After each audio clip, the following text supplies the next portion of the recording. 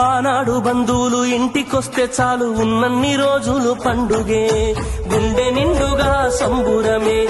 ఆరు బయట నులక మంచంపై పడుకొని కబురులెన్నో చెప్పుకుంటుంటే మనసు నిండుగా సంతోషమే.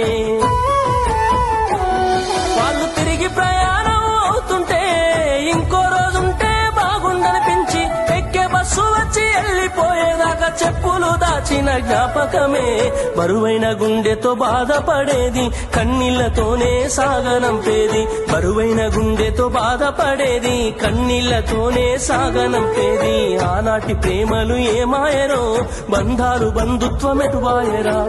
డబ్బు బంధాలే మిగిలేనురో, మనుషులే దూరమయ్యేనురా.